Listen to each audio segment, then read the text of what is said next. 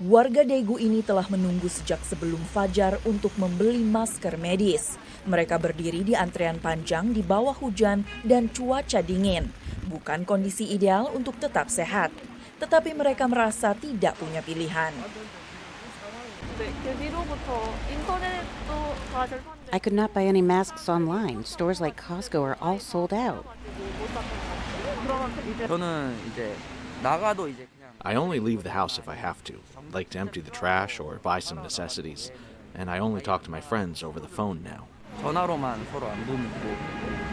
Seiring dengan melonjaknya jumlah pasien corona, beberapa rumah sakit kewalahan. Beberapa kehabisan tempat tidur pasien. Jalanan kota Daegu sepi. Pemerintah berupaya mensterilkan area yang pernah didatangi pasien yang positif terinfeksi COVID-19. Sebagian besar kasus coronavirus terkait dengan kelompok agama sempalan ini, kegiatannya hampir seluruhnya telah dihentikan. Meski Korea Selatan kini menjadi negara kedua dengan kasus virus corona terbanyak di dunia, situasi itu tidak menyurutkan niat sebagian turis, termasuk dari Indonesia, untuk tetap mengunjungi negara itu. Sementara diaspora Indonesia yang memang tinggal di sana tidak hanya bersiaga mengedepankan tindak pencegahan, tetapi juga mempersiapkan diri untuk kemungkinan yang terburuk. Dian Sardini, warga asal Jakarta yang baru saja mengunjungi Korea Selatan, menyaksikan tempat-tempat wisata di kota Seoul sepi pengunjung, bahkan tutup. Pada saat aku berangkat, itu memang baru mulai merebak yang kasus di kota Daegu yang dari salah satu sekte itu.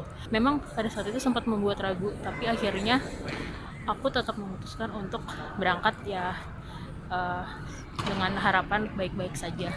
Saat Dian berada di Korea Selatan, Kementerian Luar Negeri Indonesia meningkatkan status perjalanan ke Korea Selatan menjadi waspada tingkat tinggi. Jadi benar-benar setiap melakukan kegiatan harus selalu disemprot antiseptik dan cuci tangan sebisa mungkin, sesering mungkin. Sementara diaspora Indonesia Kevin Lanov yang telah tinggal di Korea Selatan sejak 2013 mulai merasa khawatir meski jarak Seoul dan Daegu cukup jauh. Di Seoul aja itu udah ada peningkatan hampir 2 kali lipat. Terus ditambah lagi juga kemarin yang positif itu ada yang di dekat tempat tinggal saya.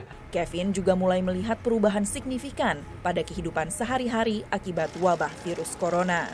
Jadi untuk pesan makanan online pun, saya sekarang udah selalu menggunakan sistem pembayaran di awal, supaya saya bisa bilang ke orang itu untuk taruh pesanan makanan saya di depan rumah aja, dan saya nggak perlu keluar untuk ngambil itu dan harus ketemu sama dia untuk menghindari kontak langsung dengan orang itu lagi.